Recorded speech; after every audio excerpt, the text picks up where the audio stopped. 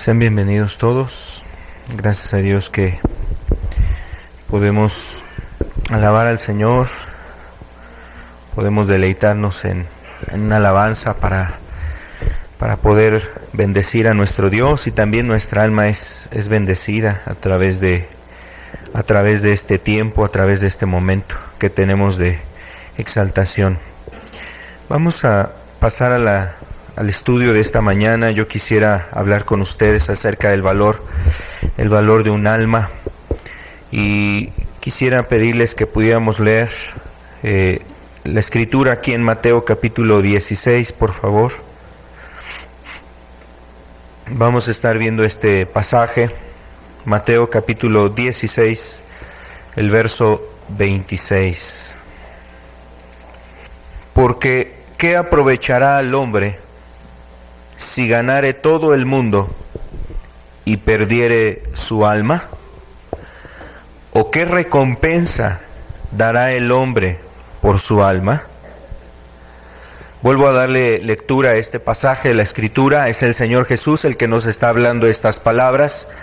Dice: porque ¿qué aprovechará al hombre si ganare todo el mundo y perdiere su alma? ¿O qué recompensa dará el hombre por su alma? Y es una pregunta que nos hace el Señor, pero es una pregunta que nos invita precisamente a una reflexión profunda, a considerar lo que está aquí escrito, y no solamente por lo que implican estas palabras, sino quién es el que nos lo está diciendo. ¿Quién es el que nos está hablando estas cosas? Es el Señor Jesús. Les invito a hacer una oración. Le pedimos a Dios que nos ayude en esta reunión. Padre, gracias, Señor, por tu presencia, gracias por tu ayuda, porque estás con nosotros, Señor, y es algo muy hermoso, Señor. Queremos pedirte, Señor, que también tu palabra, Señor, ahora sea la que hable a nuestro corazón, a nuestro entendimiento, Señor. Que sea tu Espíritu, Señor, el que venga a ayudarnos a entender las Escrituras. Háblanos, Señor, por la palabra, Señor. Habla nuestras vidas. Pedimos que tu bendición esté con nosotros. Por favor, Padre, en el nombre de Jesús. Amén. Amén. Vuelvo a darle lectura y comparto una reflexión o una ilustración. Mateo 16, verso 26 dice: porque ¿qué aprovechará el hombre si ganare todo el mundo y perdiere su alma? ¿O qué recompensa dará el hombre por su alma? Hace ya algunos siglos atrás hay una anécdota que, aunque no tiene un fundamento bibliográfico, pero se la adjudican a Alejandro Magno. A lo mejor algunos de ustedes saben o supieron quién fue este hombre. Alejandro Magno, que fue un conquistador, un hombre joven que conquistó una gran cantidad de Europa, de la parte norte de África y otra parte cercana a Asia, todo aquel imperio medo-persa, inclusive hasta la India. Este hombre llegó. Pues este hombre se hablaba de él. Se hablaba respecto a él, sobre su condición, sobre su vida. Y hay una anécdota que nos deja ver, por ejemplo, lo que él decía, unos preparativos para su funeral. Él dejaba establecido que quería que su funeral fuera de cierta manera. Él decía que el primer punto en el cual tenían que llevar a cabo en su funeral era que los hombres que estuvieran transportando su ataúd fueran médicos los que estuvieran transportando ahí, cargando su ataúd. También otro de los requisitos que él decía, otra de las peticiones que él establecía en su funeral, es que todos los tesoros que él había conquistado, la plata, el oro, las piedras preciosas, todo el botín de las conquistas que él tuvo, fuera dejado desde el lugar de partida hasta el lugar donde iba a ser enterrado, iba a ser regado por todo el piso, o sea, por el suelo, dispersado por esos lugares. Al momento de ir pasando, su ataúd tenía que ser dejado, ese camino de bienes materiales, de tesoros en el camino. Y otra deseo, otro anhelo que él tenía es que sus manos, las manos de este hombre, quedaran balanceadas hacia el aire por fuera del ataúd, quedaran balanceadas a vista de todos los hombres. Y bueno, uno de los generales que tenía este hombre, pues le asombró el que él solicitara tales peticiones, que tuviera estas peticiones. Estaba asombrado y le preguntó por qué razón él pedía estas cosas. Y entonces Alejandro le contesta las siguientes palabras. Primero, el deseo que los médicos estuvieran cargando su ataúd es para mostrar a ellos, o sea, a los mismos médicos y a toda la gente, que no tienen ante la muerte un poder de cura. Ante la muerte ya no tienen un poder de cura. Y entonces era como que una lección para los hombres y para los médicos. Ese era el deseo que tenía. El segundo punto, también respecto a que el suelo fuera cubierto con sus tesoros, es para mostrar a todos que precisamente los bienes materiales aquí conquistados, aquí van a permanecer. La tercera razón era precisamente para que las manos, al estar balanceadas hacia el viento, las personas pudieran ver que así como vinimos con las manos vacías, así mismo con las manos vacías partimos de esta vida. Por muy valioso que sea el tesoro, por muy valioso que los hombres hayan conquistado cosas sobre esta tierra, no hay nada más importante que el valor que tiene su alma. Los hombres tienen precisamente algo muy importante, y es el alma. Algunos de los presentes dicen: no, lo más importante que yo tengo es mi casa. Algunas personas dicen: no, es mis hijos es lo más importante que yo tengo. Y de alguna manera es correcto que el padre tenga un corazón vuelto hacia sus hijos, pero muchas veces los padres se desviven por los hijos, se centran tanto en los hijos y pierden precisamente de vista el valor que tiene su alma, y no buscan su salvación y no buscan las cosas de Dios. El hombre ve como más valiosa una relación y dicen: para mí lo más valioso es mi esposo, es mi esposa, para mí lo más valioso es mi novio, mi novia, y las personas centran su vida en relación a eso. Para ellos dicen que el valor que tiene más, lo que tiene más valor en sus vidas es respecto a personas, objetos, cosas, sus profesiones, sus sueños, sus metas, su futuro, o sea, la planificación que tienen de su futuro. El ser un profesionista, el ser a lo mejor una persona que alcance ciertos méritos académicos, el ser que una persona a lo mejor llegue a determinada edad y conquiste algunas cosas sobre esta tierra. Para ellos eso es algo muy valioso. Pero lo que nos muestra la Escritura es precisamente el valor verdadero. ¿Qué es lo que realmente, en dónde existe un valor verdadero? El valor verdadero, dice la Escritura, es en el alma del hombre. El hombre tiene algo muy valioso en su vida, o sea, posee algo muy valioso, y es el alma. Es tu alma. Yo no sé si de alguna forma el hecho de estar en un mundo que nos rodea, donde hay enfermedades, donde hay necesidades económicas, donde a lo mejor puede haber riquezas, donde el hombre puede encontrar muchas cosas, el hombre pierde de vista precisamente lo más valioso. Lo más valioso que tiene es que es su alma, es su alma. Y entonces la Biblia precisamente nos lleva a considerar esta área en nosotros, para que nosotros nos demos cuenta que nuestra alma tiene un valor y es algo muy importante. Es algo muy importante, no solamente para nosotros debe de ser algo valioso, para mí, el mismo Señor, para el mismo Dios, es algo valioso el alma.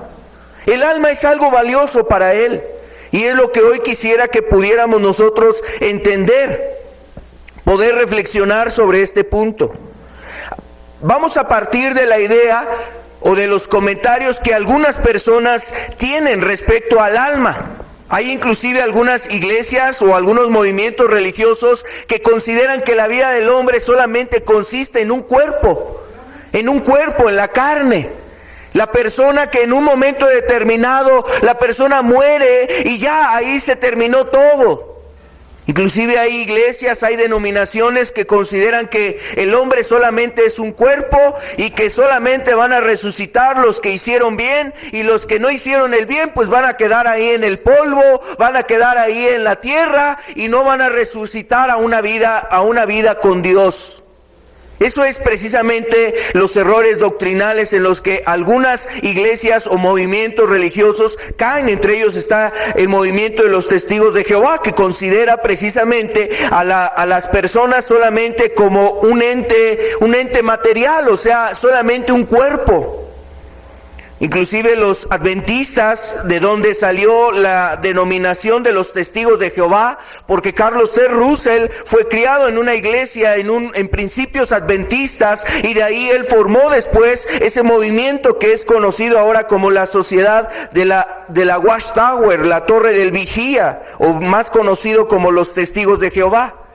Y están en torno sus ideas y sus doctrinas a pensar que el hombre solamente es solamente materia, y que ellos de alguna manera su cuerpo será levantado en la resurrección si pertenecen a esa denominación. Bueno, vamos a ver lo que la Escritura nos habla. La palabra de Dios, cuando vemos nosotros en la Escritura, la palabra alma viene de una palabra hebrea, nefesh, que es una palabra que se usa muchas veces en la Escritura para hablar del alma, pero también esa palabra es usada para otros términos. Y de aquí radica el que determinadas personas o agrupaciones dicen que la vida del hombre pues realmente no consiste en un alma, sino que es una vida, es un alma viviente, dicen, y eso se resume en una persona que tiene un cuerpo. Por ejemplo, la palabra alma que viene en el Antiguo Testamento se puede traducir también como respiración, se puede traducir como cuerpo, se puede traducir también como persona, como vida, y tiene varias traducciones. De ahí que algunos pues nieguen el hecho de que el hombre tenga alma. Vamos a ver lo que dice aquí la Escritura en el libro de Ezequiel, el capítulo 18. Ezequiel 18, el verso 4. Dice aquí la palabra de Dios: he aquí, todas las almas son mías.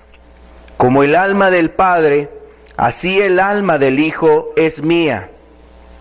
El alma que pecare, esa morirá. He aquí que todas las almas son mías. Como el alma del Padre, así el alma del Hijo es mía. El alma que pecare, esa morirá. Bueno, este es uno de los pasajes que se emplea para hablar acerca de que las almas mueren. Las almas tienen un fin. O sea, las almas tienen un tiempo de existencia limitado. Esa es la interpretación que se le da a este pasaje, lo cual realmente es un error, es algo incorrecto. Ahorita vamos a estar observando que el alma tiene una característica que es eterna.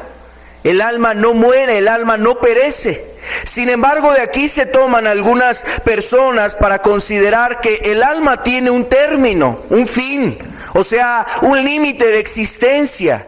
Va a existir por un determinado tiempo, pero la Escritura enseña realmente lo contrario. Cuando tú revisas y ves varias porciones de la palabra de Dios, observas que el alma del hombre, el alma del ser humano, precisamente posee una eternidad, y por eso la Escritura habla de que es valiosa precisamente el alma del hombre, porque posee una eternidad. Ahora, aquí hay algo muy importante, porque más que ocuparse este texto para para definir o decir que el alma tiene un periodo de existencia. Más bien aquí este texto nos habla en un sentir muy importante, la pertenencia de las almas. Dios es el que al que le pertenecen las almas. Él es el que ha creado al hombre. Dice la Escritura que ahí en Edén formó al hombre del polvo, del barro, de la tierra, formó al hombre y después sopló sobre el hombre un aliento de vida. Un aliento de vida, y de ahí en adelante dice que el hombre fue un ser viviente, un ser que tenía precisamente vida. Es decir, aquí vemos precisamente en Génesis, desde el principio vemos esta dualidad como se conoce en la condición del hombre. La dualidad quiere decir que existen dos partes en el hombre. Una parte que es material, que es tangible, que se puede ver, y la otra parte que es espiritual, la cual normalmente no podemos ver. Es decir, el cuerpo lo podemos palpar y sentir, pero el alma no la podemos palpar ni sentir. Y entonces la Escritura habla de esta dualidad, nos deja ver que el hombre está constituido por esa dualidad. Una parte que es material, que es nuestro cuerpo, y la otra parte que es intangible o que no es perceptible por nuestros sentidos, y es el alma, el espíritu. Entonces, cuando Dios creó a las almas, dice, cuando Dios creó a los hombres, todo hombre es de Dios. El hombre lo creó Dios creó al hombre con esos fines de poderse mostrar al hombre, de manifestarse a él, y que el hombre buscara a Dios. Ese era el propósito de Dios al crear al ser humano. Ahora, la realidad es que dice aquí que el alma del Padre y el alma del Hijo son de Dios. El alma del Padre y del Hijo son de Dios. A veces nosotros como padres queremos de alguna manera enseñorearnos de nuestros hijos, de tal manera que decimos, son mis hijos, son mis hijos. Y aquí la Escritura nos deja ver precisamente a quién pertenecen nuestros hijos. Nuestros hijos son de Dios. Nuestros hijos pertenecen a Él.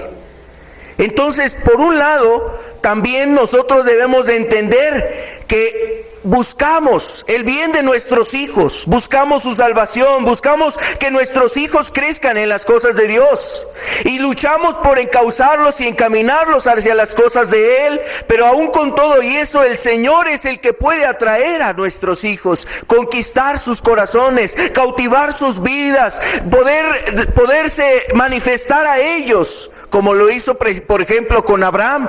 Y en su momento se manifestó a sus hijos, se manifestó a Isaac, y después se manifestó a Jacob. Y así precisamente Dios quiere ayudarnos con nuestros hijos, porque las almas de ellos, las almas de nuestros hijos son del Señor, pertenecen a Él. Así como tu alma y nuestra vida debe de pertenecer a Dios. Entonces, el Señor nos dice que las almas, todas las almas son de Él. Todas las almas. Ahora, la verdad es que también Dios, cuando creó al hombre, lo creó con una voluntad. Y esa voluntad está aunada, está ligada precisamente al alma. En el alma es donde nosotros encontramos nuestras emociones, donde tu alma puede sentir el dolor, pero no un dolor físico. No un dolor donde te duele la cabeza, el brazo, o donde te duele una pierna. El dolor precisamente interno. Ese dolor que muchas veces tomas una pastilla y a lo mejor no te quita ese dolor. Tomas a lo mejor algún analgésico y eso no te alivia el dolor. Pero también ahí en el alma es donde están los momentos de gozo, de alegría. Tu alma puede percibir lo de Dios, como en este momento o hace un momento estábamos en la alabanza y tú percibías las cosas de Dios.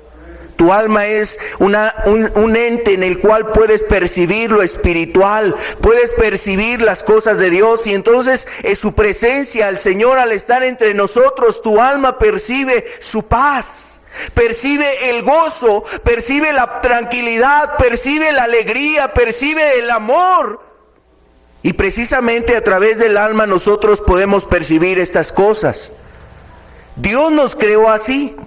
Por eso también la Escritura dice que el hombre fue hecho a imagen y semejanza de Dios. a imagen y semejanza de Dios, para precisamente percibir lo espiritual. Tiene un área espiritual el hombre para percibir lo espiritual. Si solamente fuéramos un cuerpo y una carne, por eso decía el apóstol Pablo, por eso decía él que si Jesús no había resucitado, hablando de las cosas espirituales, haciendo añoranza a que un día podremos también resucitar para una vida muchísimo mejor. O sea, la verdad es que entonces decía el apóstol, en vano es nuestra fe. Comamos y bebamos porque mañana vamos a morir. Si todo se acabara en la muerte, si todo desistiera o se terminara al morir, entonces en vano es que nosotros estemos esforzándonos por cosas que no vemos, por cosas que no alcanzamos nosotros a ver ahorita. Sería en vano el que estuviésemos reunidos. Sería en vano cantarle a alguien a quien no vemos. Sería en vano el hecho de poder tú abrir la Biblia, orar a Dios, estar en una comunión con Dios. Si todo eso realmente es una ilusión, es una fantasía, nuestra vida termina al morir nuestro cuerpo. El hombre está constituido precisamente de una parte espiritual por la cual puede tener esa comunión con Dios. Y Dios creó al hombre con ese fin, para que el hombre pudiese tener la comunión con Él. Entonces, la Biblia nos enseña que el hombre puede existir inclusive después de la muerte. Vamos a verlo, mira. Vamos a ver unos pasajes. Primero, cómo el Señor Jesús enseñaba que el hombre no solamente es un cuerpo, una carne, huesos, un órgano, un hígado, un riñón, un corazón, un cerebro. O sea, el hombre no es solamente eso, el hombre es más allá de eso. Vamos a ver, por ejemplo, cómo Jesús nos enseñaba acerca del hombre. Aquí, por ejemplo, en Mateo capítulo 10, verso 28, el Señor Jesús enseñaba que el alma puede sobrevivir a un asesinato o a un homicidio. El alma puede sobrevivir a un asesinato, a un homicidio. O sea, hablando de esa otra parte que está constituido el hombre, que es el alma. Mateo 10, el verso 28. Y no temáis a los que matan el cuerpo, mas el alma no pueden matar.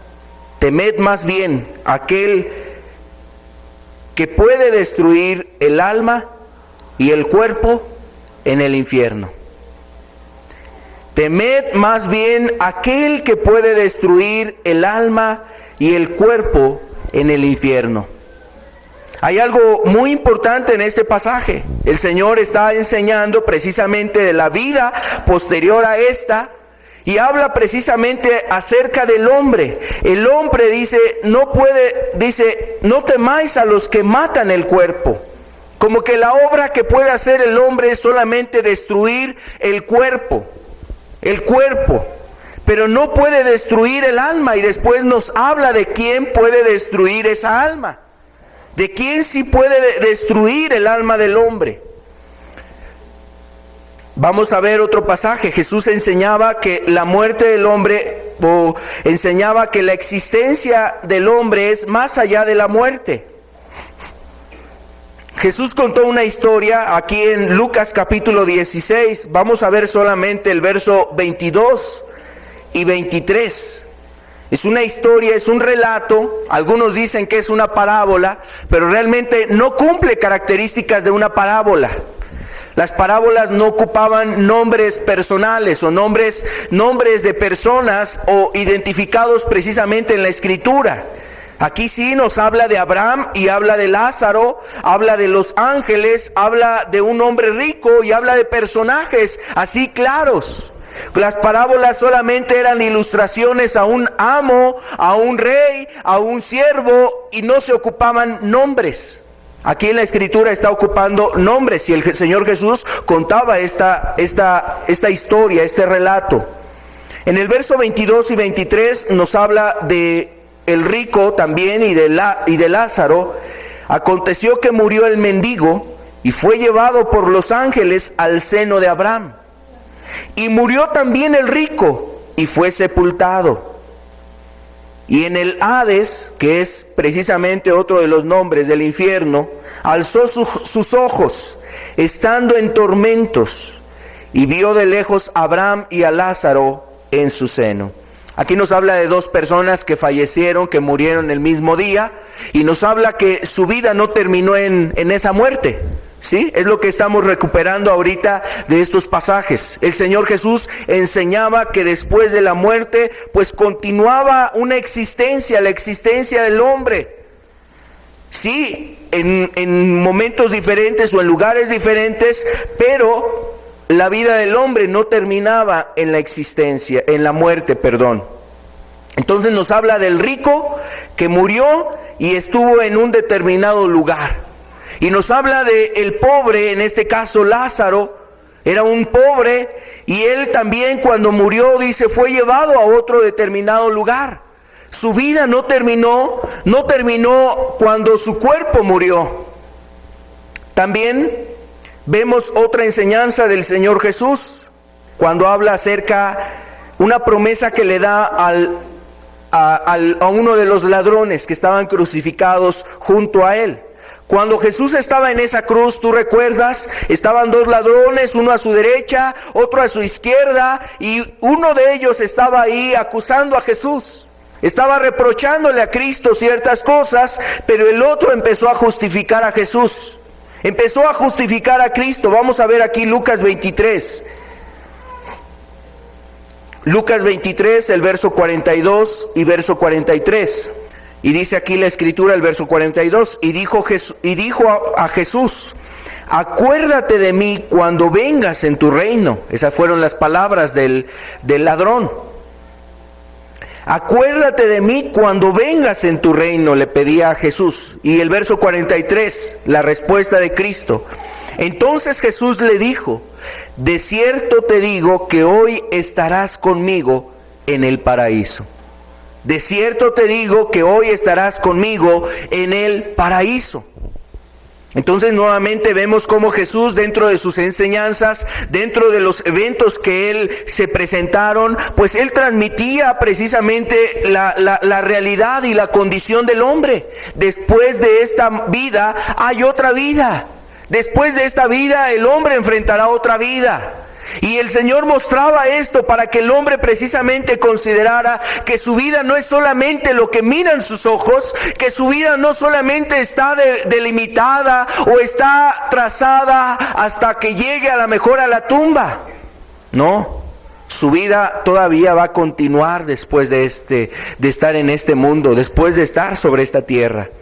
El apóstol Pablo también enseñaba las mismas cosas, es decir, que la vida del hombre estaba más allá de la muerte de este cuerpo. Vamos a ver algunos pasajes para ver lo que transmitía el apóstol Pablo. Aquí en 2 de Corintios capítulo 4, verso 16 y verso 18. Dice el verso 16 al verso 18. Por tanto, no desmayemos. Antes, aunque nuestro hombre exterior se va desgastando, el interior no obstante se renueva de día en día, porque esta leve tribulación momentánea produce en nosotros un cada vez más excelente y eterno peso de gloria, no mirando nosotros las cosas que se ven, sino las que no se ven.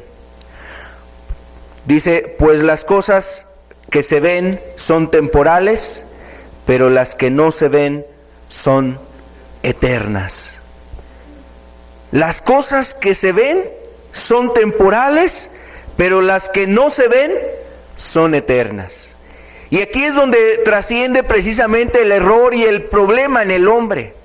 El diablo, este mundo, se encarga precisamente de que el hombre solamente ancle su mirada, sus propósitos, sus metas, sus planes, el diseñar su vida en los tiempos de esta tierra, es decir, en los momentos, los días, los años que viva sobre esta tierra. Y su vida solamente está anclada a esta tierra, porque son las cosas que mira, son las cosas que ve. Pero la Escritura habla precisamente de algo que viene más adelante, después de esta vida, y obviamente en eso no lo podemos ver con estos ojos, no lo podemos percibir con esta mirada, no lo podemos percibir con estos sentidos. Es algo que solamente por la fe y por la ayuda del Espíritu el hombre puede discernir. Cuando el Espíritu viene a quitar esa ceguera espiritual en el hombre, entonces el alma del hombre puede entender lo espiritual, puede percibirlo de allá arriba. Desgraciadamente el hombre, como se ha dedicado más al mundo, al pecado, a la maldad, a la iniquidad, su condición espiritual es nublada. Sus ojos espirituales están entenebrecidos. No alcanza a discernir lo bueno que es buscar a Dios. Para él es pérdida de tiempo. Para él es desperdiciar el tiempo. Para él, para el hombre que es natural, las cosas de Dios no las percibe y dice: qué aburrido, qué difícil es. ¿Por qué la gente se reúne a un lugar a aplaudir a alguien que no ve? Se le hace algo que realmente es inconcebible en su mentalidad. Pero es a causa del pecado que ha cegado el entendimiento de ellos.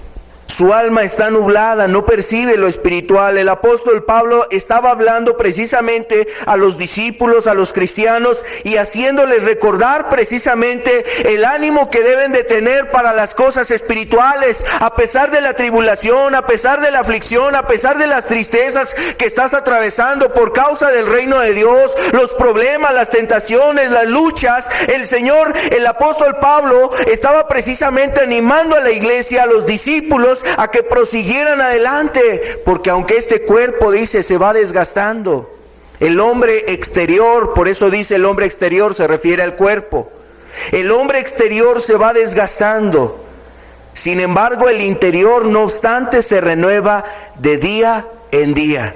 ¿Y sabes por qué? Está hablando de una persona que tiene una comunión con Dios. Cuando una persona tiene una comunión con Dios, así vienen los problemas, los desánimos, así viene la enfermedad, así vienen las dificultades. En su corazón hay un anhelo ardiente por ver la obra de Dios en su vida y por saber y entender que un día todas estas cosas van a pasar. Como decía bien el apóstol, esta leve tribulación momentánea produce en nosotros cada vez un excelente y eterno peso de gloria. Esto quiere decir que cada vez que el cristiano está pasando pruebas y dificultades, más que desanimarse, más que mirar hacia atrás y querer regresar a la vida del pecado y de la maldad, el cristiano sabe que esto un día va a acabar. El cristiano entiende, el Señor nos ayudará a llegar hasta su presencia, y entonces eso produce en él un excelente y algo que le da precisamente fuerza para poder proseguir en las cosas de Dios. Esto es lo que busca precisamente Dios cuando habla a nuestras almas, cuando se acerca a nosotros. Sin embargo, dentro de la enseñanza del apóstol Pablo también había transmitir que el hombre no solamente consistía en un cuerpo, sino que tenía un alma. Y esa alma tenía que estar preparada y dispuesta para encontrar al Señor, para salir al encuentro del Señor. También hay varios pasajes más que nos hablan de esto que enseñaba el apóstol Pablo, y también vemos esto en la enseñanza del apóstol Pedro. No fue el único que habló de estas cosas, Pablo, sino Pedro también hablaba de que nuestro cuerpo es como un tabernáculo para ser quitado, va a ser quitado ese tabernáculo. Y es decir, va a ser entonces, el tabernáculo va a ser renovado para ser ahora una nueva morada para el alma. También el apóstol Juan también enseñaba respecto al alma, hablando que las almas de los que habían sido muertos, ellos daban voces, clamaban las almas de los muertos. Vamos a ver este pasaje en Apocalipsis capítulo 6, por favor, verso 9. Cuando abrió el quinto sello, vi bajo el altar las almas de los que habían sido muertos por causa de la palabra de Dios y por el testimonio que tenían, y clamaban a gran voz diciendo: ¿hasta cuándo, Señor santo y verdadero, no juzgarás y vengarás nuestra sangre en los que moran en la tierra? El verso 11 dice: y se les dieron vestiduras blancas, Y se les dijo que descansasen todavía un poco de tiempo hasta que se completara el número de sus consiervos y sus hermanos, que también habían de ser muertos como ellos. Es decir, el apóstol Juan, dentro del mismo Apocalipsis, está transmitiendo la misma enseñanza respecto a que el alma no perece con la muerte del cuerpo. Las almas continúan existiendo, tienen todavía vida, hay vida en las almas. Y esto es lo que nosotros observamos en varias partes de la Escritura. En una ocasión, el profeta Eliseo estaba orando. El profeta Eliseo estaba clamando y rogando para que el alma de un niño regresase al cuerpo de él. Vamos a ver este pasaje aquí en el libro de Reyes, Primera de Reyes, es el profeta Elías. Primera de Reyes, capítulo 17. Vamos a ver el verso 19. Había muerto el hijo de esta viuda, la viuda de Sarepta, y entonces Elías le dice las siguientes palabras, y le dijo: dame acá tu hijo. Entonces él lo tomó de su regazo y lo llevó al aposento donde él estaba, y lo puso sobre su cama, y clamando a Jehová, dijo: Jehová Dios mío, ¿aún a la viuda en cuya casa estoy hospedado has afligido, haciéndole morir su hijo? Y se tendió sobre el niño 3 veces, y clamó a Jehová, diciendo: Jehová, Dios mío, te ruego que hagas volver el alma de este niño a él.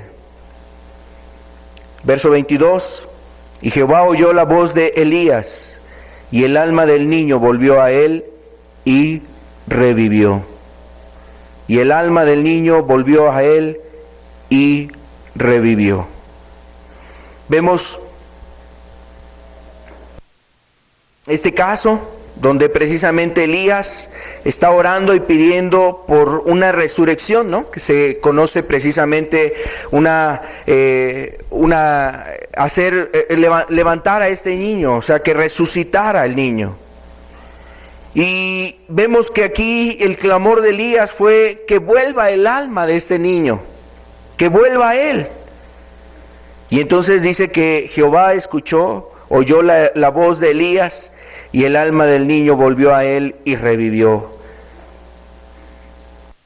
Entonces, vemos en varias partes de la Escritura precisamente cómo el alma del hombre no muere, lo que muere es el cuerpo. Cuando una persona precisamente se le diagnostica que ha muerto, lo único que deja de tener vida es su cuerpo, pero su alma sigue existiendo, su alma continúa con existencia, no perece. Y es algo que nosotros es importante que entendamos. La Escritura nos muestra precisamente esto de una manera más clara. Mira, vamos a ver lo que dice Primera de Tesalonicenses, capítulo 5, la forma en que está constituida el ser humano. Primera de Tesalonicenses, capítulo 5, verso 23.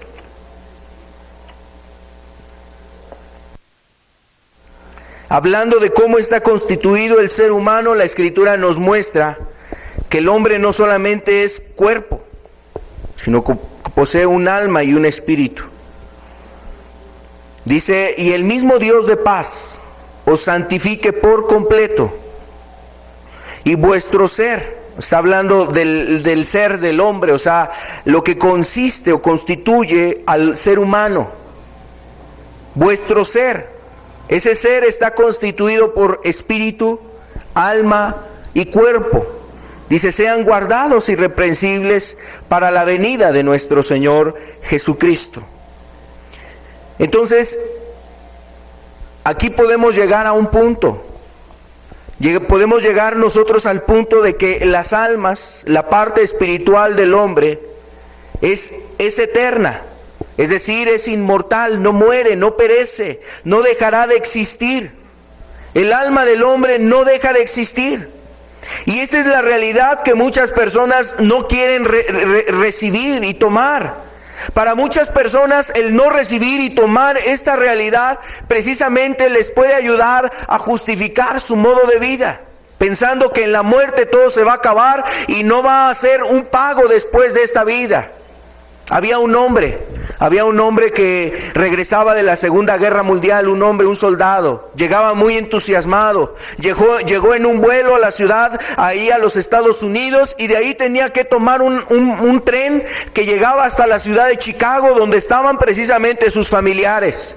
Y este hombre, cuando llegó a los Estados Unidos, estaba muy entusiasmado, muy gozoso, muy contento, y estaba esperando el momento de poder ya llegar a los Estados Unidos. Le preguntaba ahí al hombre que estaba checando lo de los boletos, le decía, ¿cómo a qué velocidad vamos?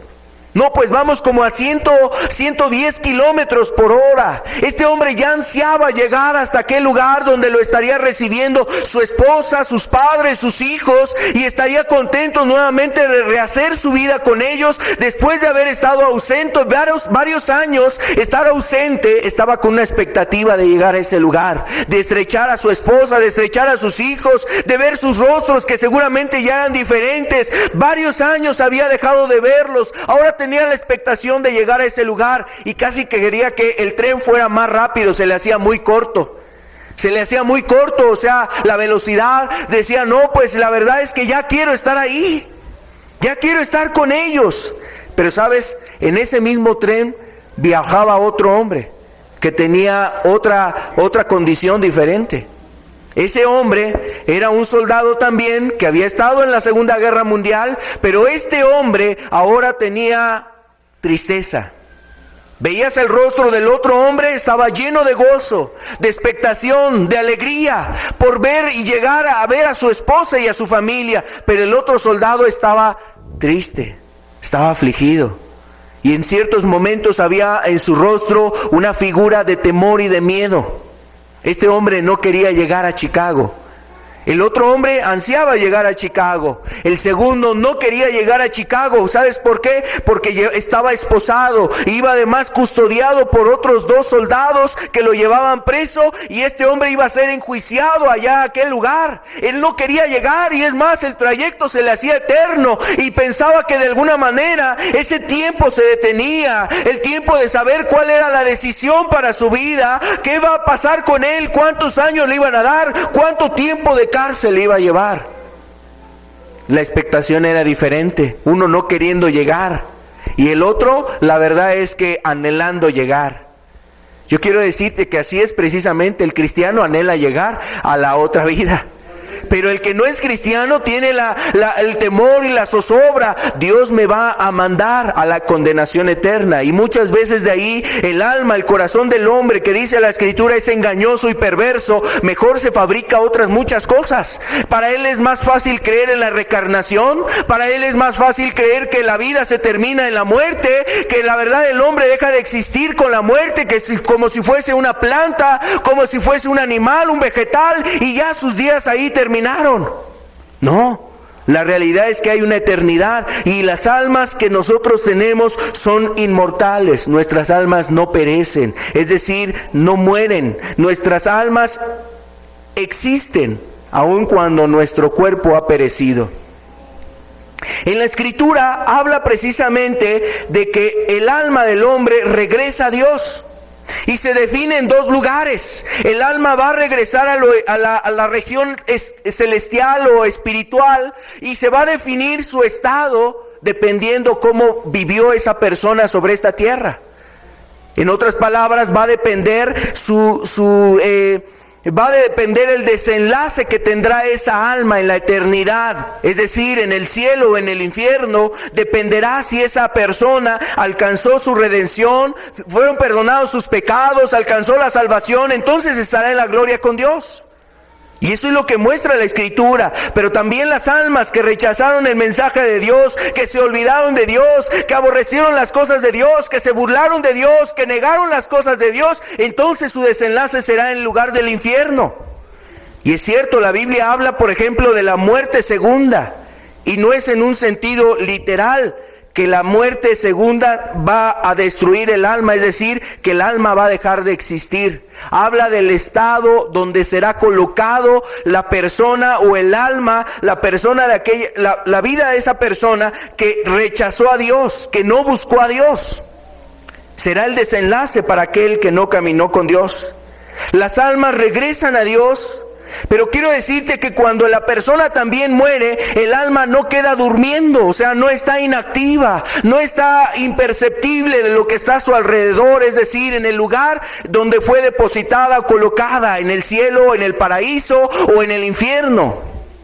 Las almas perciben lo que hay a su entorno y a su alrededor. Mira lo que dice la Escritura, y esto nos lo enseñaba, nos lo mostraba el Señor Jesús aquí en Lucas capítulo 16. Es aquel relato que hace un momento leíamos precisamente sobre el rico y Lázaro. Aquí nos habla, decíamos hace un momento, de dos personas que murieron. ¿Qué pasó después de la muerte de ellos? Vamos a volver a leer del verso 22. Aconteció, capítulo 16, verso 22, dice: aconteció que murió el mendigo y fue llevado por los ángeles al seno de Abraham. Y murió también el rico y fue sepultado. Y en el Hades, o sea, su cuerpo fue sepultado, pero su alma, dice, alzó sus ojos estando en tormentos y vio de lejos a Abraham y a Lázaro en su seno. Aquí vemos precisamente el alma de los dos, y nos describe a un alma que está consciente, recibiendo un consuelo, porque así dice que el alma del mendigo estaba en el seno de Abraham. Y ese seno de Abraham se refiere al paraíso y se refiere a un lugar de consuelo. De hecho, el mismo Abraham reitera este punto. Vamos a verlo más abajo, el verso 25. Pero Abraham le dijo, le está hablando al rico que estaba en el Hades: hijo, acuérdate que recibiste tus bienes en tu vida, y Lázaro también males, pero ahora este es consolado aquí y tú atormentado. Tanto el alma del rico percibía lo que había en su entorno. El alma del rico no estaba en un lugar de consuelo, al contrario, estaba en lugar de tormento, de aflicción, de mucha angustia.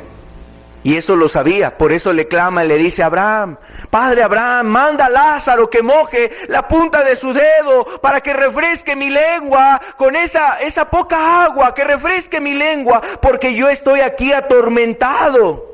Estaba consciente esta alma. Y eso nos muestra la Escritura. Sabes, en el infierno es muy perceptible lo que hay en ese lugar. O sea, con el alma se percibe precisamente lo que hay en ese lugar. A veces, mira, cuando tú duermes, estás durmiendo, de repente vienen a ti sueños. Un sueño, a lo mejor una pesadilla. Tienes un sueño muy feo, un sueño a lo mejor muy grato, alguna de las dos cosas. Pero esos sueños, o sea, los ves tú tan palpables, tan reales, que así los expresas. Tuve un sueño tan real. Bueno, ahí no lo percibes tú con las manos, con los oídos, sino con el alma percibes esas cosas.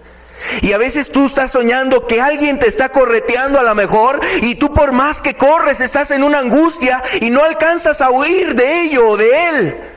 Y está tu alma afligida, angustiada. O sea, el alma es muy sensible a esas emociones, a lo que percibes tú en sentimientos de angustia o también sentimientos de alegría o de gozo, cualquiera que sea.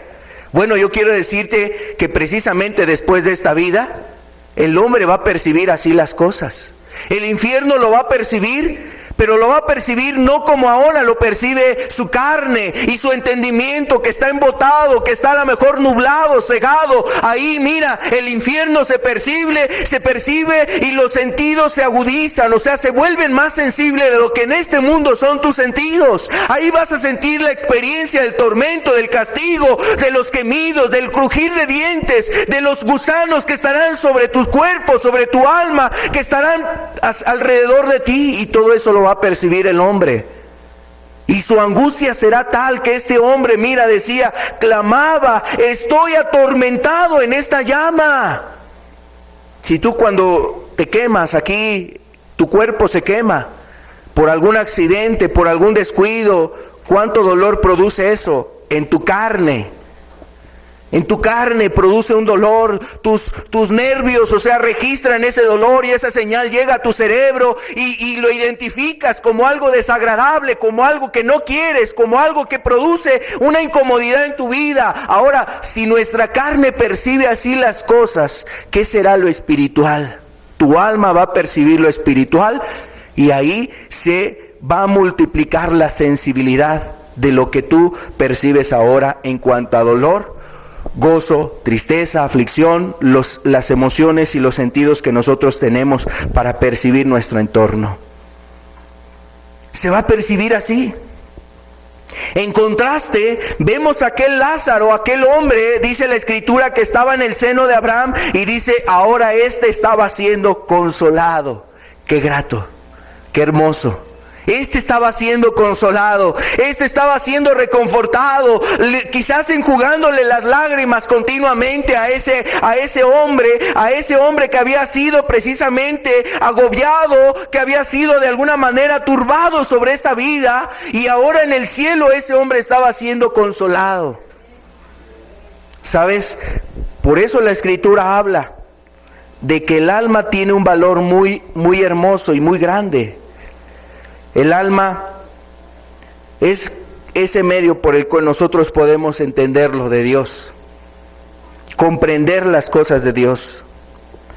De hecho, en el alma está ligado el entendimiento del hombre. Cuando el hombre no entiende lo espiritual, es porque el diablo le ha cegado ese entendimiento y las cosas de Dios no las percibe. Solamente percibe las modas, las riquezas, los placeres, los deleites, su casa, su terrenito, su trabajo, las cosas de este mundo, y solamente vive para esas cosas. Solamente es feliz en base a los éxitos y logros que tiene en esas cosas.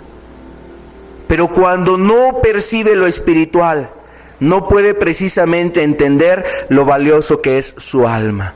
Tu alma puede acercarte a Dios. El alma te acerca a Dios, permite que puedas estar cercano y próximo a Dios, y en esa comunión estrecha la cual Él quiere tener con cada uno de nosotros, la cual Él anhela que nosotros tengamos con Él. Nuestra alma nos puede tener en ese enlace y en esa unión con Él. Entonces esa alma es inmortal. El alma no deja de existir cuando el cuerpo muere. El alma, decíamos también, el alma realmente es la que le da ánimo o vitalidad al cuerpo. Decíamos ya el pasaje de Elías, Primera de Reyes 17, el 19 que leíamos, donde Elías ora por el alma de ese niño. El niño resucita, es revivido ese niño, y nuevamente ese cuerpo tuvo vida. En el caso de Lázaro, el amigo de Jesús, cuando dice la Escritura ahí en Juan que Lázaro llevaba ya 4 días de muerto, Jesús oró por Lázaro y nuevamente el alma de Lázaro llegó ahí a ese cuerpo y Lázaro salió de entre la tumba. No es el único caso, está la viuda de Naín, la cual precisamente había perdido a su único hijo, y Jesús levanta a su hijo de entre los muertos. Vemos cómo se cumple la Escritura. El Señor dijo, las almas son mías, todas las almas son mías. Tanto el alma del Padre como el alma del Hijo son mías. Las almas le pertenecen al Señor. También el alma está activa posteriormente a la muerte, veíamos en este pasaje de Lucas 16, cómo el alma está consciente. Está entendiendo y clara de lo que está pasando a su alrededor. No está en un estado así inconsciente, ajena a su alrededor, a su entorno.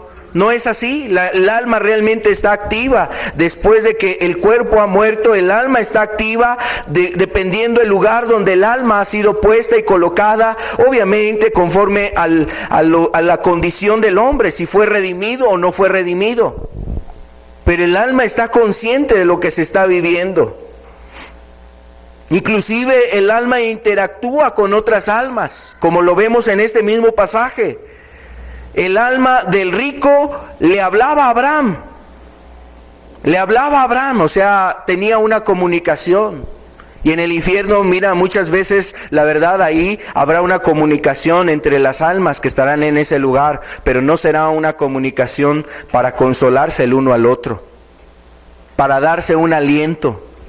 Será realmente un lugar de tormento, el escuchar la voz del esposo inconverso, escuchar la voz de aquella persona que a lo mejor te fuiste al pecado con él, con ella, escuchar la voz de aquella persona que definitivamente por tu propia decisión también estuviste consciente de salir con él, de andar con él o con ella, de andar en el pecado, en la maldad. Ahí escucharás su voz, pero no será una voz de aliento, de amor, de ternura, sino será una voz de tormento. Escuchar maldición tras maldición, queja tras queja, reproche tras reproche, y será un tormento lo que el hombre escuchará en ese lugar.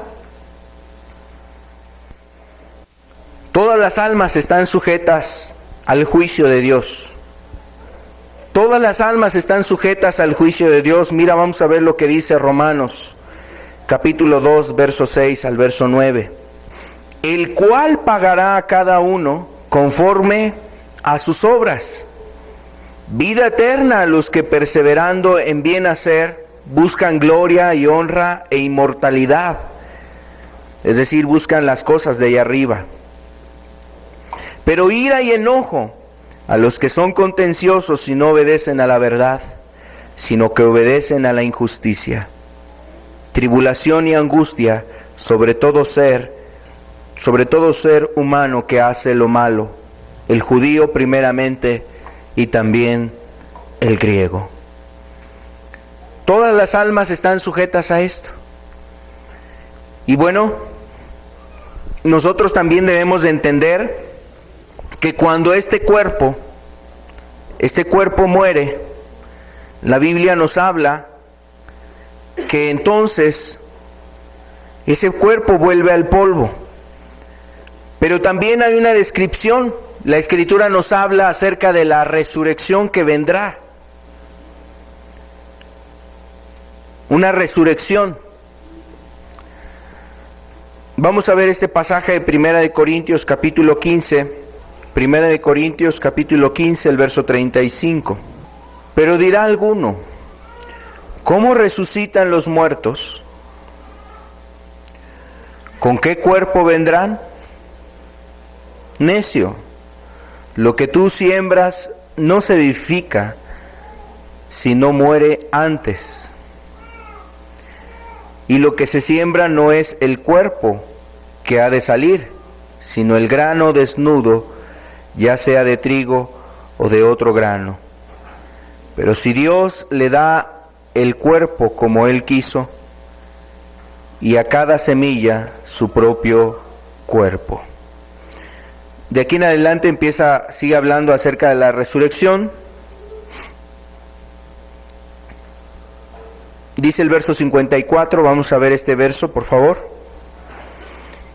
Y cuando esto corruptible se haya vestido de incorrupción, y esto mortal se haya vestido de inmortalidad, entonces se cumplirá la palabra que está escrita: sorbida es la muerte en victoria. ¿Dónde está, oh muerte, tu aguijón? ¿Dónde, oh sepulcro, tu victoria? Ya que el aguijón de la muerte es el pecado, y el poder del pecado la ley. Mas gracias sean dadas a Dios, que nos da la victoria por medio de nuestro Señor Jesucristo. Así que, hermanos míos, amados, estad firmes y constantes, creciendo en la obra del Señor siempre, sabiendo que vuestro trabajo en el Señor no es en vano. Está hablando el apóstol Pablo, el Espíritu Santo a través del apóstol Pablo de lo que acontecerá. Habla la Escritura que en la segunda venida En la segunda venida también vendrá, dice el Señor, y entonces los que murieron primeramente serán levantados. Y no se refiere a las almas, se refiere a los cuerpos transformados. Habla la Escritura precisamente de que este cuerpo vuelve al polvo, y aquí el apóstol está diciendo con determinadas palabras: es sembrado un tipo de grano, pero va a ser levantado un nuevo, o sea, saldrá algo nuevo de eso que se sembró. Y está hablando precisamente de una transformación, un cuerpo transformado, como lo habla la Escritura, un cuerpo glorificado con el cual podremos recibir al Señor. Y el alma precisamente unida ahora a este nuevo cuerpo, el cual será un cuerpo nuevo, el cual el Señor dará a todas las personas. Está hablando también la palabra que vendrá una resurrección para juicio. Dice que vendrán unos resucitarán para condenación y otros resucitarán para vida eterna. Entonces el alma, cuando el hombre muere, está colocada sea en el cielo o en el infierno. Cuando venga la resurrección del cuerpo, o sea, el cuerpo va a resucitar, se levantará, nuevamente habrá esa unión entre el cuerpo y el alma del hombre, y después vendrá precisamente el desenlace final para los hombres, la condenación eterna o la vida eterna. Y esto vendrá para las almas, para los hombres. Entonces la Escritura nos habla de que el alma tiene un precio valioso. Primero, porque es eterna. Dios la creó así, eterna. Ahora, también el alma es valiosa, porque la Escritura dice que fuimos hechos a imagen y semejanza de Dios. A través de esa alma nosotros podemos amar a nuestro prójimo. A través del alma tú puedes amar a tus seres queridos, tú puedes percibir las cosas de este mundo, pero de alguna manera en las cosas de Dios, es decir, con la dirección de Dios. Si tienes a lo mejor una casa, la puedes disfrutar con tu familia. Si tienes un hogar, la puedes disfrutar con los tuyos. Sin embargo, el hombre que no tiene a Dios en su vida, aun cuando tiene riquezas, prosperidad y bienes, nada de eso le es en provecho y en beneficio. No hay satisfacción en su vida, porque primeramente su alma no está satisfecha con Dios. No hay satisfacción en él. Y entonces el hombre que fue hecho a imagen de Dios fue precisamente creado para tener esa comunión y esa entrega con Dios. También el alma le fue dada al hombre para darse a los seres queridos. Con ella, por ejemplo, es cuando el esposo se une a su esposa. A través de sus almas, esas almas se unen. Cuando entran en un vínculo de matrimonio, en un vínculo de amor, en un vínculo de compromiso, buscando a Dios, esas almas se estrechan y se unen, el alma del esposo a la esposa y viceversa. Cuando una madre da a luz a hijos, no solamente en su cuerpo percibe eso, también su alma percibe lo que está llevando ahí en su vientre y después ha dado a luz. Un padre de la misma manera, al ver a su hijo nacido, a su hijo que ha venido a este mundo, también a través del alma puede entender el plan de Dios sobre su hijo y además puede enlazarse a ese hijo. Aunque él no lo haya dado a luz, aunque él no haya dado a luz a ese niño, ese padre se une, se vincula a través de su alma a su hijo. Entonces el alma es muy importante y tiene un precio, un valor muy importante para Dios.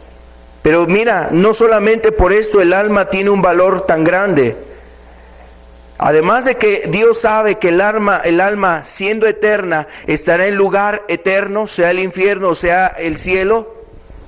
El propósito de Dios es ayudar a todas las almas para poder llevar a esas almas a la presencia de Él, es decir, poderlas llevar a la vida eterna. Y el alma es valiosa para Dios porque Dios tuvo que diseñar el plan para que fuesen rescatadas todas las almas. Las almas que estaban perdidas por el pecado, las almas que habían sido engañadas por el diablo, las almas que han sido seducidas por el reino de las tinieblas, las almas que han sido aún desviadas del camino de Dios y se han vendido al pecado y se han entregado a los placeres y ahora el pecado ha echado sus cuerdas sobre ellos. Dios tuvo que diseñar una manera de cómo redimir a las almas y el costo de esa redención fue la vida de su propio Hijo, del Hijo de Dios. Las almas tienen un precio muy grande para Dios, no solamente porque Dios las creó, no solamente porque Dios las formó a su imagen y semejanza y tenía plan sobre las almas, sino también porque Dios, para poder rescatar a las almas, lo que es suyo, lo que le pertenece, para poderlo redimir, tuvo que dar la vida de su propio Hijo. Tuvo que ofrecer a su propio Hijo. Mira lo que dice Primera de Pedro, capítulo 1, verso 18. Sabiendo que fuisteis rescatados de vuestra vana manera de vivir, la cual recibisteis de vuestros padres, no con cosas corruptibles, como oro o plata, sino con la sangre preciosa de Cristo, como de un cordero sin mancha y sin contaminación. Aquí nos habla precisamente otro de los aspectos por los cuales para Dios es valiosa el alma de un hombre, de una persona. Porque para poder redimir a esa alma, no fue necesario invertir millones de dólares, millones de pesos. No se tuvo que invertir una grande suma de oro, de plata, para que el alma fuera comprada y rescatada. No se tuvieron que ofrecer millares y millares de corderos sobre esta tierra. No se tuvieron que ofrecer millares y millares de vidas para que tu alma fuera redimida. Para redimir tu alma, para rescatar tu alma del pecado, del infierno, de la condenación eterna, no se tuvieron que ofrecer países, naciones, riquezas, las cosas de este mundo, no se tuvieron que ofrecer, se tuvo que ofrecer el mismo Hijo de Dios, se tuvo que tomar el lugar, el Hijo de Dios. Bien dice la Escritura aquí en Filipenses. Mira, vamos a ver, Filipenses capítulo 2, el verso 5 nos dice: haya pues en vosotros este sentir que también hubo en Cristo Jesús, el cual, siendo en forma de Dios, no estimó el ser igual a Dios como a cosa a que aferrarse, sino que se despojó a sí mismo, tomando forma de siervo, y hecho semejante a los hombres, hecho semejante a los hombres, y estando en la condición de hombre, se humilló a sí mismo, haciéndose obediente hasta la muerte y muerte de cruz. Lo que nos está describiendo aquí esta porción de la Escritura es la negación. O sea, todo lo que implicó el hecho de que Jesús fuese el costo y el valor para que tú pudieras ser redimido. Un costo muy alto. Porque no solamente implicaba, dice aquí, dejar el cielo, porque ya era una decisión muy grande, era una decisión muy fuerte, el dejar la gloria, el dejar las cosas de allá arriba, el dejar de estar percibiendo la adoración celestial, el dejar de estar a un lado de la adoración y exaltación que recibía Cristo en los cielos y venir a este mundo a estar escuchando las maldiciones más que las alabanzas y la exaltación de los hombres, la tentación del diablo, las quejas del hombre, el estar andando en este mundo, escuchando las maldiciones de los hombres, el odio que siente el hombre en contra de su esposo, en contra de sus padres, y estar escuchando y percibiendo todo eso. Fue cambiada la gloria por lo vil, fue dejado lo más excelente por lo más perverso, fue dejado lo de allá arriba que está lleno de hermosura, de santidad, de cosas hermosas, para poder venir Dios a este mundo a escuchar cosas inmundas. Dice que dejando Él ese lugar, siendo Él semejante en esa forma de Dios, no estimó el ser igual a Dios. No se aferró a eso. Tienes que dejar todo esto para ir y servir a los hombres. Tienes que dejar todo esto para hacerte como un hombre, limitado, como una persona, como cualquiera de ellos. Se despojó a sí mismo. Se despojó a sí mismo, tomó la forma de siervo, dice, hecho semejante a los hombres, ahora limitado a las enfermedades, a la tristeza, limitado a que podía tener una enfermedad, limitado de alguna manera a no poder de alguna manera a lo mejor resolver todas las cosas en un sentido, o sea, como Dios lo resolvía desde los cielos, limitado a un lugar, a un espacio. Limitado aún porque viendo la necesidad de los hombres, viendo la necesidad de los hombres, no podía obrar como Dios. No podía obrar de alguna manera como Dios, con todo su poder, con toda su gloria. Estaba limitado ahora.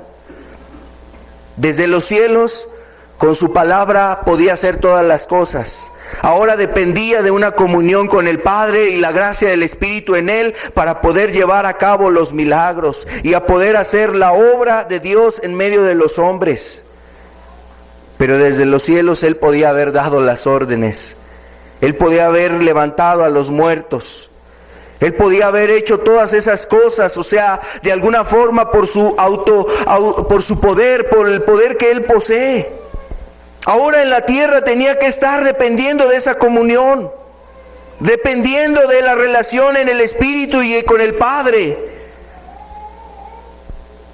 Dice la Escritura que Dios, estando en esa condición, Jesús se humilló y se hizo aún más allá que los hombres, más humilde que los hombres. Se humilló más allá que los hombres, porque dice la Escritura que se hizo obediente hasta la muerte. El Señor, ahora estando en esta tierra, no fue recibido en los mejores palacios. No fue recibido por la muchedumbre de gentes que lo elogiaran y que lo alabaran. Desde que llegó a esta tierra, enfrentó la persecución, el oprobio, la vergüenza, el desprecio. A los 2 años lo quisieron matar. Perseguido desde aún cuando estaba en el vientre de su madre, este ser estaba siendo aborrecido por el mundo. Despreciado, no había lugar para él. El mensaje de este mundo es que no te queremos aquí, no hay lugar en esta tierra para ti, no queremos que tú estés en este lugar. Así como las multitudes en su egoísmo y en su pecado claman y le dicen a Dios: no te queremos en nuestra vida, yo no quiero que tú gobiernes en mí, yo no quiero que tú entres a mi vida ni a mi casa. Y vemos cómo el hombre así vive, queriendo despreciar a Dios. El mundo despreció a Dios desde un principio, al Señor Jesús. Habiendo Él nacido, habiendo llegado a esta tierra, fue perseguido. Lo querían destruir. Tuvo que aprender el sufrimiento a través de lo que Él vivió. Tuvo que aprender un oficio, trabajar para poderse llevar un bocado de pan a la boca. Tuvo que ejercer todo un esfuerzo para aprender cosas. Siendo Él el que creó los cielos y la tierra, ahora estaba limitado a aprender a hacer las cosas sobre esta tierra, aprender a tallar la madera, aprender a hacer un oficio, aprender a obedecer a los padres, aprender a hacer cosas sobre esta tierra. Si Él es precisamente el que posee toda la sabiduría. Y estando en esta tierra ahora se limitó a aprender las cosas. Se hizo obediente, dice, y una obediencia tal, así una obediencia perfecta, que inclusive si esa obediencia era necesario llegar hasta la muerte, tenía que cumplirla. Y así lo hizo el Señor. Su obediencia fue tal que se hizo obediente hasta la muerte, siendo llevado a una muerte, no de cualquier muerte, de las peores muertes, como un ladrón, como un delincuente, como un homicida, como un sedicioso, o sea, como un hombre que levantaba revueltas, como un hombre que se levantaba en contra del imperio. El Señor fue llevado a la muerte de cruz. Y estando en ese lugar, la Escritura habla de su agonía, de su dolor, del sufrimiento que hubo en él, del dolor que sentía aún de la pérdida de su padre, de la experiencia de tener esa comunión con el Padre. Su alma fue abandonada, su ser fue despreciado en ese momento. El Padre se apartó de él para poder después recibir a los hombres que se arrepentían y que veían en Cristo el medio por el cual podían ser reconciliados. El costo de salvar y rescatar las almas fue la vida del Hijo de Dios. Vamos a ver un pasaje que está aquí en Juan capítulo 3. Es un pasaje que se ha conocido, se ha hablado, o que se conoce muchas veces. Juan capítulo 3, verso 16. Es la firma de Dios este pasaje, hablando precisamente del grande amor que tiene Dios por las almas. Porque de tal manera amó Dios al mundo, que ha dado a su Hijo unigénito, para que todo aquel que en Él cree no se pierda, mas tenga vida eterna. Es el anuncio, es la forma en que Dios confirma el grande valor que Él le da al alma del hombre. Es el grande valor que tiene y siente Dios por el hombre, que ha estado dispuesto a rescatar el alma, aún a pesar de que el costo para redimir las almas, y aún así fuera una sola alma, el Señor estaba dispuesto a dar ese precio, a pagar ese precio, y el precio no fue menos, porque no podía haber otro mayor. No fue menos que la misma vida de su Hijo. La misma vida de su Hijo, el Hijo de Dios, su unigénito. El unigénito Hijo de Dios, el único Hijo de Dios, siendo ofrecido y siendo dado para pagar la redención de los hombres. Yo no sé si esto es lo que te permite entender, debiera de permitirte entender el precio que tiene tu alma para Dios. ¿Puedes tú ver ese precio? Ese precio no es otra cosa sino la misma muerte del Señor Jesús. ¿Tú qué darías a cambio por tu alma? El Señor ya ha dado algo a cambio por tu alma. El Señor ya ha ofrecido aquello que puede dar por tu alma. ¿Y sabes cuál fue lo que dio? Lo que Él canjeó, lo que Él dio por tu vida, fue la vida de su Hijo. ¿Tú qué estás dando por tu alma? A lo mejor tú has estado dando algo por tu alma, pero no es para Dios. Tú lo que has dado por tu alma es para el pecado y para andar en las cosas de este mundo. Has buscado los placeres y a lo mejor has dado cosas por cambio de tu alma. Te das rienda suelta en tus placeres para sentir un poco de satisfacción y placer terrenal. A lo mejor tú has estado dando cosas a cambio por tu alma. Tu trabajo, tus riquezas, las cosas de este mundo, tu vida de afán, la has estado dando a cambio por tu alma. O sea, tu alma ha estado siendo canjeada por esas cosas. ¿No has visto que el Hijo de Dios ha dado su propia vida por causa de tu alma? Dios ha ofrecido a su Hijo, ha dado a su Hijo para salvar tu alma. Muchas personas están en sus negocios y aman sus negocios y canjean su alma por su negocio. Es decir, su alma se está perdiendo porque la gente no entiende a Dios, no conoce a Dios, no hay ídolo de Dios. Para él es más importante su negocio, su trabajo, su labranza, sus actividades que hace en esta tierra que el buscar a Dios, y su alma está siendo canjeada por esas cosas.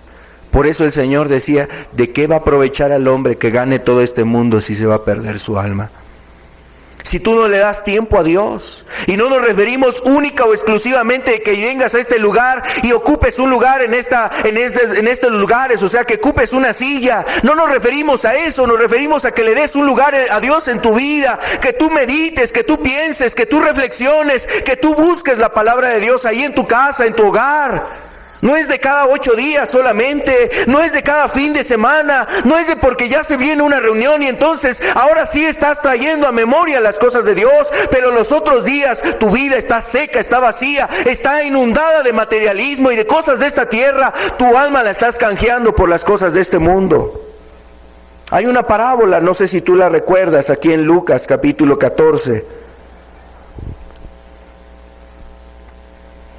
Es la parábola de la gran cena. Y mira, aquí nos deja ver el Señor cómo hubo hombres, personas que canjearon su alma, no por la vida de Cristo, no por las cosas de Dios, la canjearon por varias cosas que entre ellas podemos estar reflejados los presentes. El verso 16, capítulo 14 de Lucas, verso 16, entonces Jesús les dijo: un hombre hizo una gran cena y convidó a muchos. Y a la hora de la cena envió a sus siervos a decir a los convidados: venid, que ya todo está preparado. Y todos a una comenzaron a excusarse. El primero dijo: he comprado una hacienda y necesito ir a verla. Te ruego me excuses. Otro dijo: he comprado 5 yuntas de bueyes y voy a probarlos. Te ruego me excuses. Otro dijo: acabo de casarme y por tanto no puedo ir. Estas eran las razones que tenían estos hombres para cambiar su alma. Canjearon su alma, uno dice por su hacienda, ¿no? Y la hacienda aquí representa los bienes terrenales. Los bienes terrenales. Estás buscando más los bienes terrenales que a Dios. Para Dios no hay tiempo, para la oración, para la escritura, para un lugar de reunión, para buscar un consejo, para escuchar de la palabra de Dios. O sea, para esas cosas no hay lugar. A ti te han absorbido los afanes de este mundo. En tu vida para ti es más importante el correr, el subir, el ir, el vender, el comprar, el hacer esto, el construir, edificar, el trazar tus planes y realizar tus metas terrenales y buscar tus bienes de esta tierra. ¿No contó el Señor también una parábola hablando de un rico insensato que se había dedicado a edificar unos graneros porque los primeros ya no le eran suficientes? Había prosperado tanto en su vida que ahora quería más cosas y dijo: ahora sí, alma mía, regocíjate, bebe y come, porque largas cosas tienes para un largo tiempo. Pero una voz desde los cielos se oyó y dijo: necio, ¿no sabes que este día han venido a pedir tu alma? Y ese hombre que invirtió su tiempo, su fuerza para los bienes materiales, su alma la cambió por esos bienes. Pero como decía aquel hombre, Alejandro Magno, todas estas cosas se quedan aquí. Y así como nuestras manos llegaron vacías, así nos vamos a ir vacíos. Nada nos vamos a llevar. El otro hombre, dice la parábola, era un hombre que había comprado 5 yuntas de bueyes. Los bueyes eran los instrumentos que ocupaban las personas en aquel entonces normalmente como trabajo, para poder realizar sus labores. El buey era ocupado para la labranza, para hacer la labor, para trasladarse en sus negocios, o sea, para llevar la mercancía. Entonces está hablando precisamente del trabajo, cómo el hombre emplea el tiempo en su trabajo, de tal manera que el trabajo se convierte en el que le rinde una paz. Si tiene su negocio y el negocio va prosperando, entonces tienes paz. Si las cosas marchan bien en tu trabajo, te sientes tranquilo. Si empiezan a hacer corte de personal, entonces empiezas a tener angustia y tu alma está batida porque no tienes tranquilidad. Porque a lo mejor tu vida depende del trabajo. Tu alma reposa en lo que obtienes del trabajo y no en conocer a Dios. Un día se descompone tu herramienta de trabajo, sea tu coche, sea a lo mejor algún aparato con el cual desarrollas tu trabajo y la paz se acaba en ti. Se pierde tu paz. Los hombres de este tiempo estaban buscando precisamente poner como excusa el trabajo. Y sus trabajos eran tan necesarios, tan absorbentes, tan ambiciosos como quizás los que hay muchas veces en este tiempo. La gente ambiciosa en el trabajo. Su paz depende de ello, no de que el Señor esté en su vida. No sabe que su vida depende de que el Señor le prospere y le bendiga. ¿No vales tú más que un pajarillo que ni trabaja, ni hila, ni guarda en graneros, dice el Señor? ¿No vale más tu alma que ello, que un pajarillo? Y el Señor se ha cuidado de poner sustento a cada uno de esos pajarillos y no perecen de hambre. No escasea el trigo para ellos, no se acaba la comida para ellos. Pero el hombre en su afán por su trabajo, la verdad es que su vida espiritual se seca. Las cosas de Dios son secadas en tu vida a causa de tu afán y de tu vida que estás rendida al trabajo. Por eso te sientes tan perturbado en la semana. Por eso en la semana te sientes tan condenado y no está la paz de Dios en tu vida, porque no le has rendido ni siquiera ese tiempo a Dios. Un momento donde puedas estar en comunión con Él, orando a Él, hablando con Él, intimando con el Señor. No quiere tocar el Señor tu alma. No es tu alma que pertenece al Señor. Tu alma pertenece al Señor y no quiere el Señor tocar tu alma. Él está dispuesto. Y el otro dice, habla de las personas: acabo de casarme y por tanto no puedo ir. Cuando tú por las relaciones humanas le das más peso a tu padre, a tu madre que a Dios, le das más peso a tu esposo, a tu esposa que a Dios, le das más peso a tus hijos que a Dios, o cualquier relación que tú tengas, una relación de noviazgo, una relación de adulterio, de fornicación, le das más peso a esa relación que a las cosas de Dios, entonces tú estás canjeando tu alma por esas cosas. Tú estás cambiando tu alma, estás canjeando tu alma por las cosas de este mundo. ¿Acaso ellos te van a salvar en el día del juicio? ¿Acaso tu padre va a abogar por ti? Oye, pero si mi hijo es un buen muchacho, yo lo vi que se esforzaba, era bien trabajador, se esmeraba. Tú canjeas las cosas de Dios por las relaciones personales. Pesa más tu familia, y no estamos hablando aquí de que aborrezcas a tu padre y que le dejes de hablar. No estamos hablando aquí de que dejes de cortar esas relaciones, solo y cuando esas relaciones te lleven al pecado, te lleven a la maldad, te separen de Dios. Entonces sí debes de ser claro y contundente en ello. Debes de cortar con esa relación que te es un estorbo en tu vida y que tu alma se va a perder a causa de ello. Pero cuando tú antepones a tu padre, a tu madre, esposa, hijos, hermanos, hermanas, por Cristo, entonces eso precisamente empieza a afectar tu vida. Le das más tiempo a tu padre, y si te llega a visitar un domingo, te quedas con él. Y si el próximo domingo llega también a buscarte, pues te vas a quedar con él. Y si llega el próximo domingo, otra vez te vas a quedar con él. Y tu alma, ¿no te das cuenta que se está perdiendo? Se va a perder tu alma si tú sigues en ese rol, si tú sigues de esa manera, engañando tu corazón y diciendo, no, pues es que Dios sabe que mi padre tiene necesidad, además le puedo predicar. Bueno, pues primero es salvar tu alma y después que Dios se encargue del alma de tu prójimo, de tu padre, de tu madre, etcétera. Tú no la vas a salvar.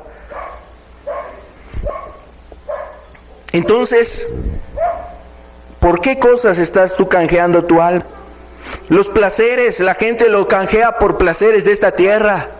Habla precisamente la Escritura de personas que han canjeado su vida, su alma, la han canjeado por placeres. El deleite temporal del pecado. Habla la Escritura de un joven en Proverbios, un joven que fue tentado por una mujer ramera y su alma fue canjeada por un placer. Una mujer que lo sedujo y este joven cambió su alma por ese placer pasajero, momentáneo, donde se deleitó en la inmoralidad, en la maldad, en el pecado.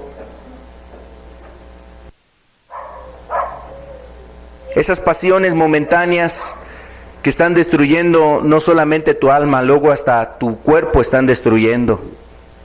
Los pecados sexuales, cómo destruyen la vida del hombre. No solamente destruyen tu alma, y se va a destruir tu alma en el infierno, se va a destruir tu cuerpo aún en esta tierra por una enfermedad. Y no es solamente ello. El alcohol, cómo destruye a los hombres, el cigarro, aquellas cosas que se han hablado en unas enseñanzas posteriores o anteriores a esta, que se hablaron precisamente sobre la drogadicción, la pornografía, sobre el tabaquismo, sobre el alcoholismo, sobre cuántas cosas que están destruyendo la vida de los hombres. No solamente destruyen sus almas, y esos hombres están cambiando sus almas por ese vicio, por ese pecado, sino que también van a destruir sus cuerpos.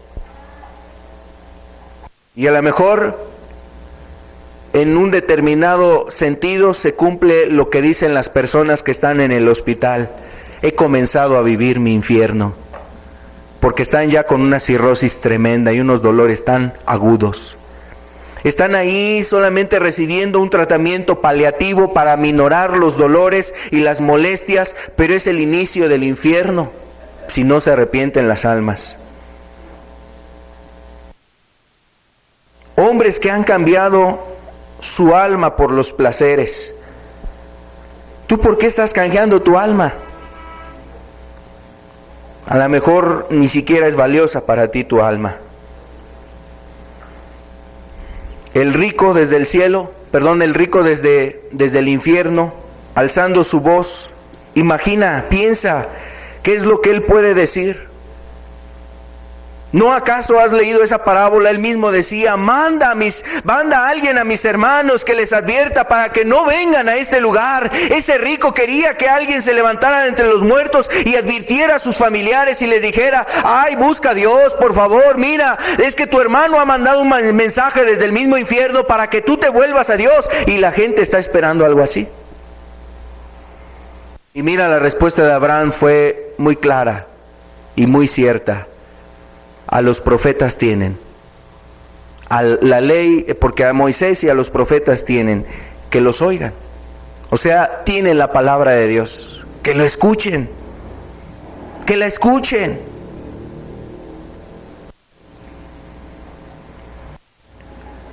Vamos a cerrar nuestros ojos, los invito a ponernos de pie. Terminamos con un verso. El Mateo 16, verso 26. Porque ¿qué aprovechará el hombre si ganare todo el mundo y perdiere su alma? ¿O qué recompensa dará el hombre por su alma? El Señor ya ha dado una recompensa, ha dado un pago por tu alma. Pero es importante que tú y yo reflexionemos qué es lo que tú estás buscando. ¿Qué es lo que tú estás canjeando por tu alma? ¿Es el pecado, los placeres, una vida de afán? El Señor ya ha dado el pago más importante por tu alma y es la vida de su propio Hijo. Y lo ha dado para que tú vengas a Él. Para que tú regreses a Jesús, para que tú ahora vivas en Cristo.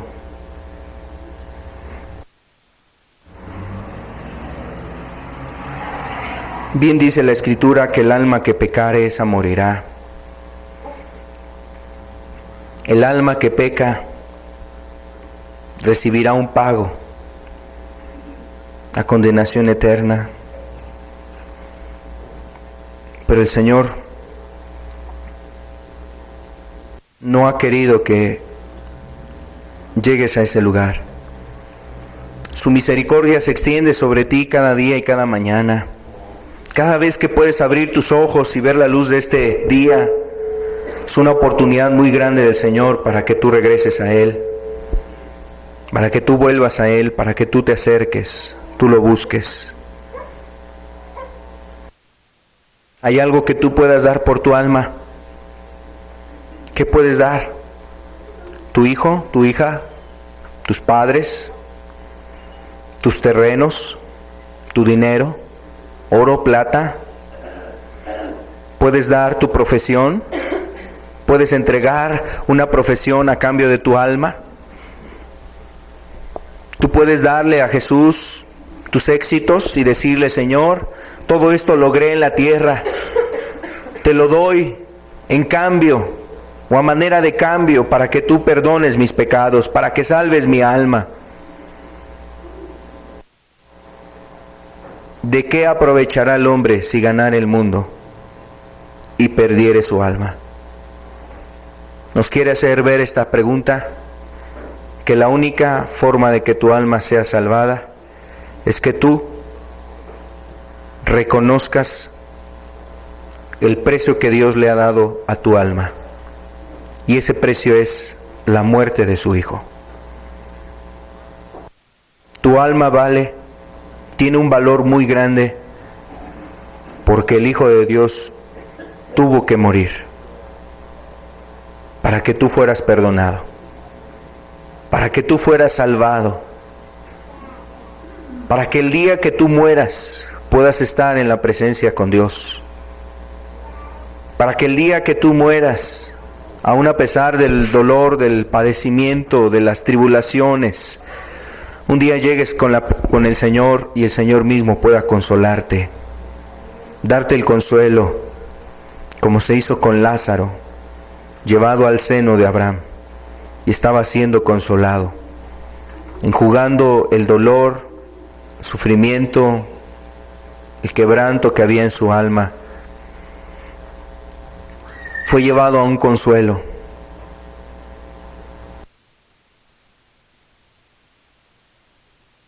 ¿Qué aprovechará tu alma si ganares el mundo y perdieres tu alma?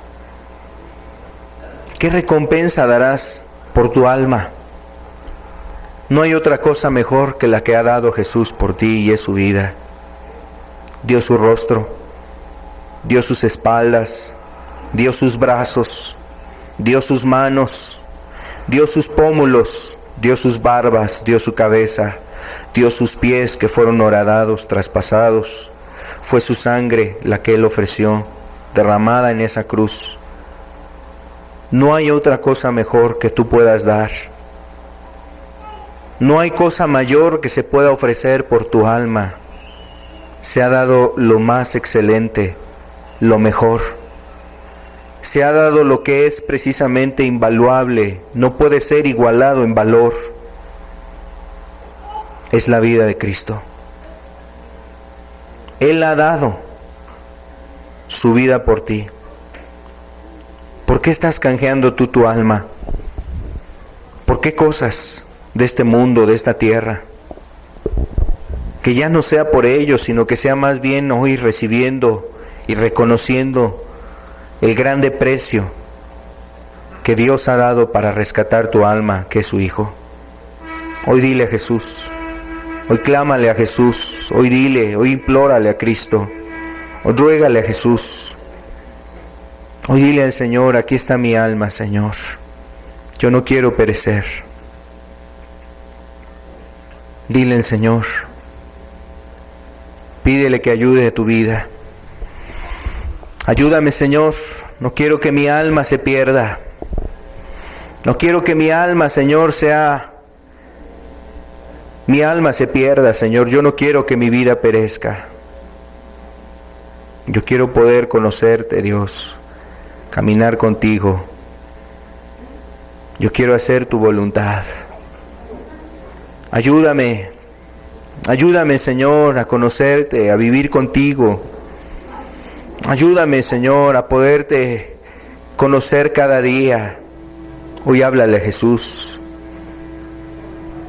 Deja de buscar aquellas cosas por las cuales has estado cambiando tu alma. Deja aquello que te ha estado llevando,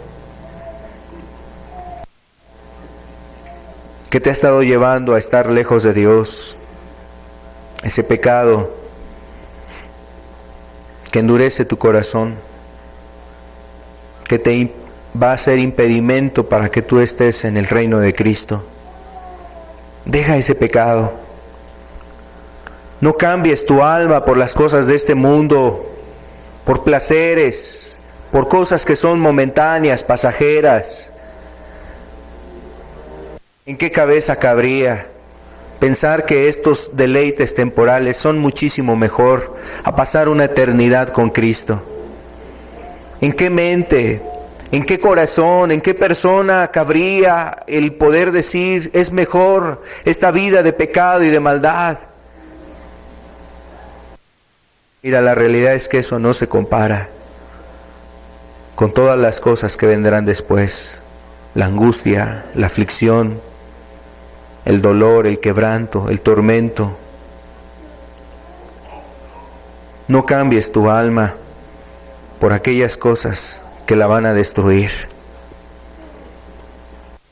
Mejor mira el valor que Dios le ha dado a tu alma al haber dado a su Hijo, para que tú no perezcas. Busca a Jesús con todo tu corazón. Entrégale tu vida a Él. Corta con aquello que no le agrada. Corta con aquello que no le agrada a Dios. No le dediques lo que te sobra de tiempo. No le dediques a Dios aquello que te sobra en tu vida.